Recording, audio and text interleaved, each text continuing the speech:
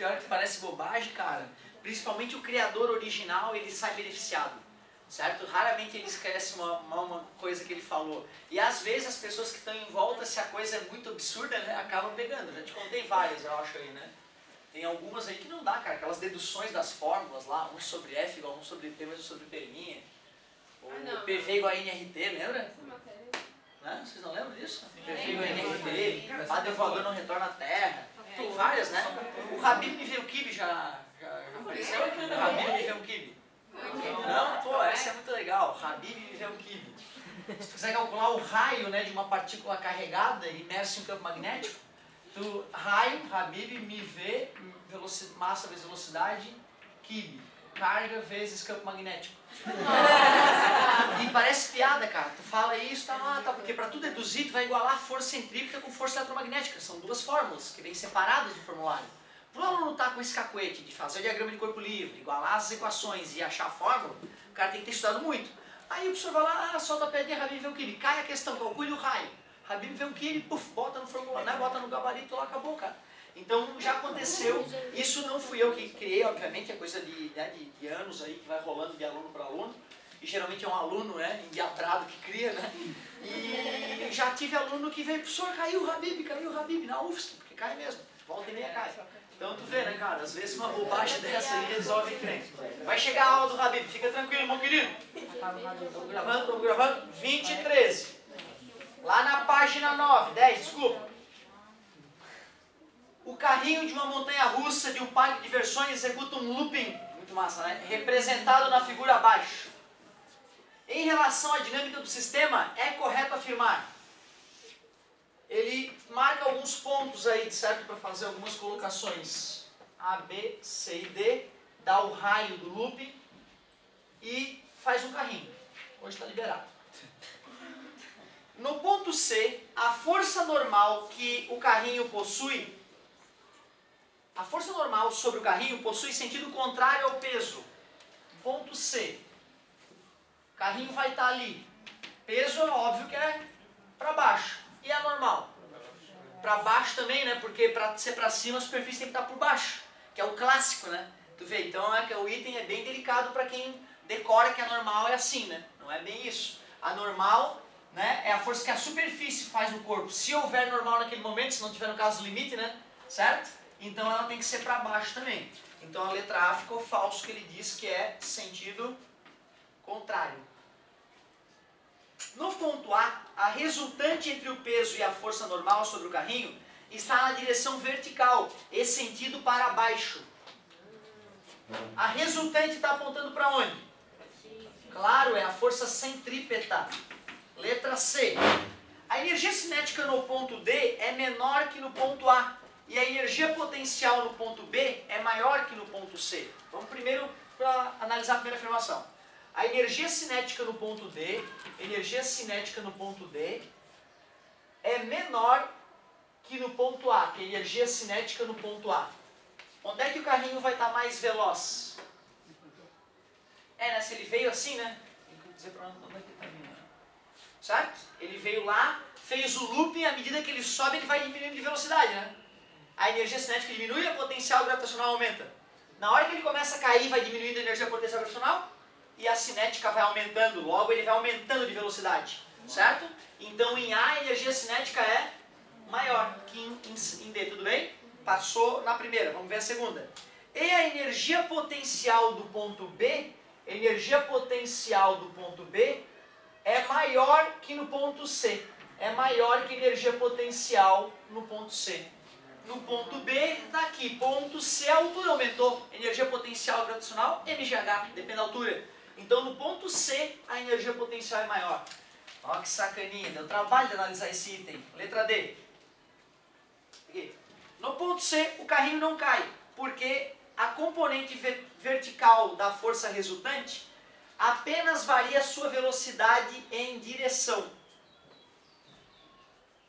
No ponto C, o carrinho não cai, porque a componente vertical da força resultante apenas varia sua velocidade em direção. Se vocês perceberem, nessa região, a altura praticamente não varia, certo? beleza? Se a altura não varia, a energia potencial gravitacional lá naquele topo, principalmente ali, né? Chegou num certo valor específico. Não vai superar aquele valor nem diminuir aquele valor. Na hora que ele está passando no ponto C, qual é o papel da força centrípeta? É reduzir a velocidade do carrinho? Não, né? Já chegou no menor valor possível, né? Aliás, o que a força centrípeta faz o tempo inteiro aqui? Faz o objeto fazer curva. Ocorre redução de velocidade daqui para cá por causa da força peso. Mas isso não é só aí. Isso é uma coisa importante de perceber. Sempre que eu amarro um barbante num objeto e começo a girar ele sobre a minha cabeça, a tração no objeto e a velocidade são sempre perpendiculares. Ou seja, a tração, nesse caso, quando o movimento é perfeitamente circular. A tração não aumenta nem diminui a velocidade da bolinha. Então eu pergunto a vocês, como é que pode a bolinha continuar girando? E o atrito?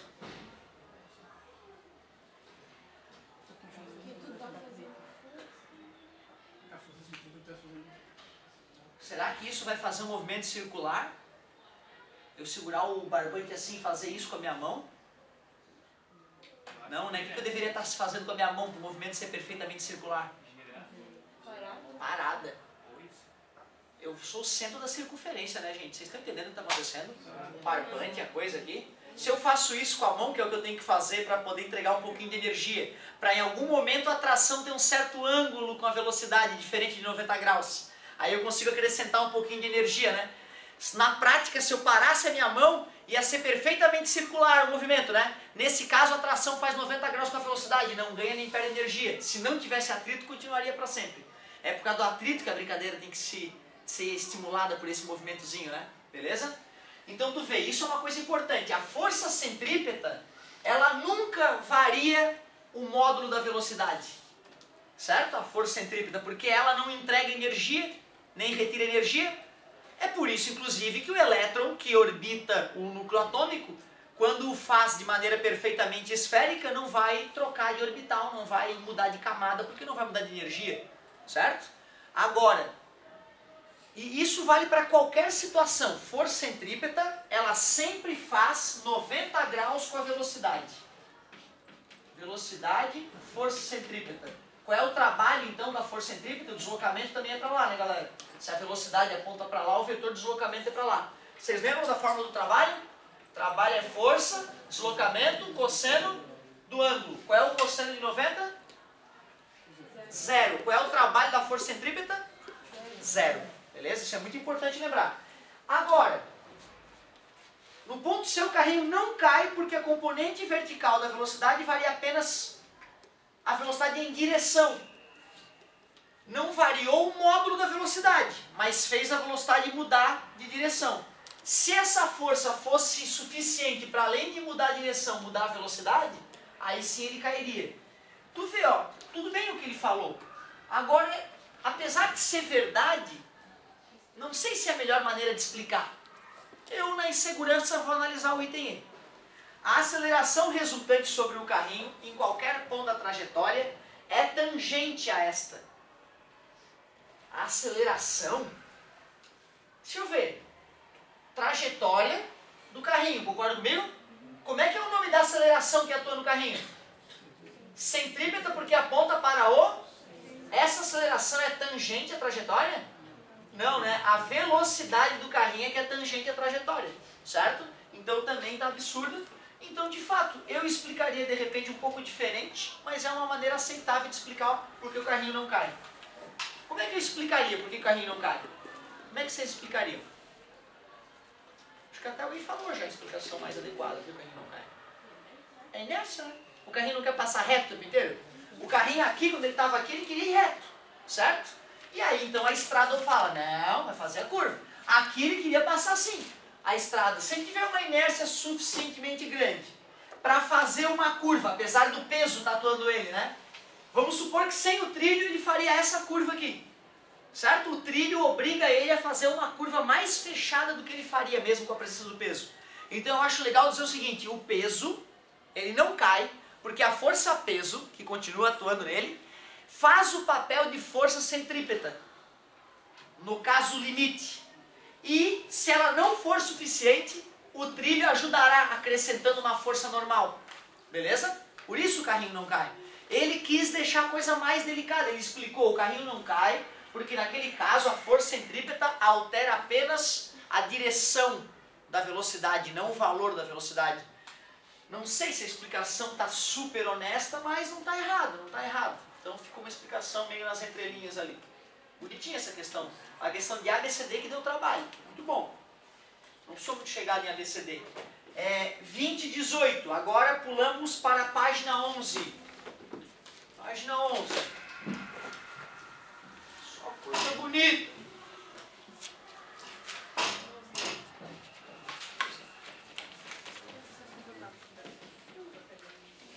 Olha lá que beleza. Um pequeno corpo de massa M preso à extremidade de um fio, constituído de um pêndulo cônico, gira com velocidade V num círculo horizontal de raio R.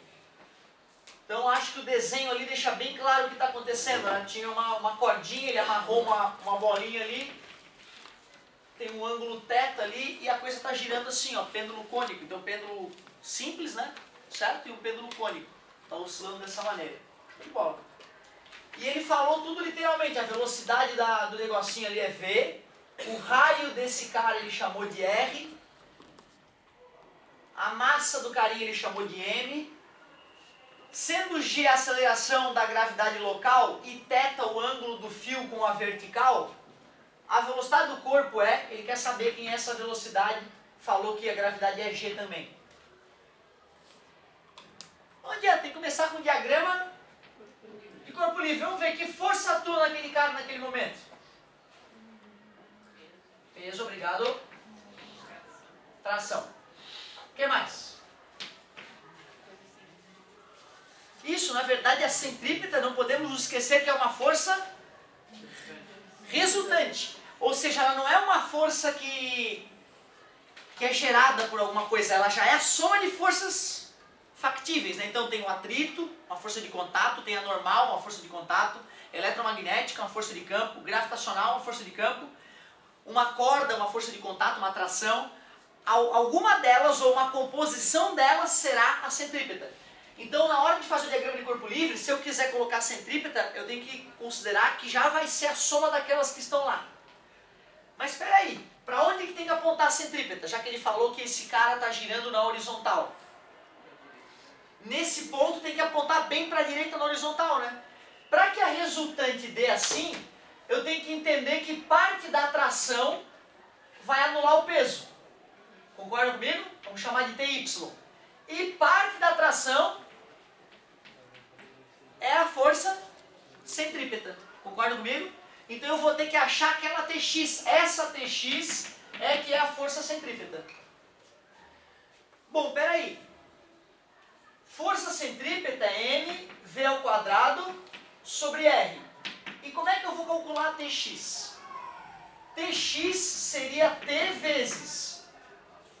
Eu fiz o desenho aqui, né? Retas paralelas cortadas por uma transversal, alternos, internos. O ângulo está ali. Tudo bem para vocês? Né? Essa foi mais fácil, né? E aí, olha só. TY é igual T vezes cosseno de θ. Concorda comigo? Mas quem é o TY, galera? É o peso, né? O TY é o peso, já que ele não está nem subindo nem descendo, está se mantendo na horizontal.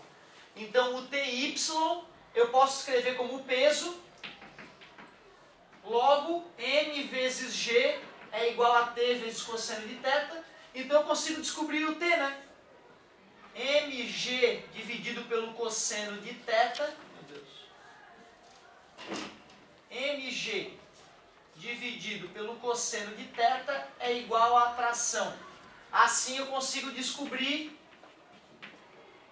a Tx, já que é sem ângulo, é seno de θ. Tudo bem? O T ficou mg cosseno θ. Seno θ. O que é seno dividido por cosseno, galerinha? Tangente. Professor, não seria mais fácil aqui nesse triângulo já usar a tangente para relacionar TX com TY? Seria? Seria, com certeza. MG tangente de θ igual a mv ao quadrado sobre R. Corta as massas, passa o R para o lado de lá e a raiz quadrada.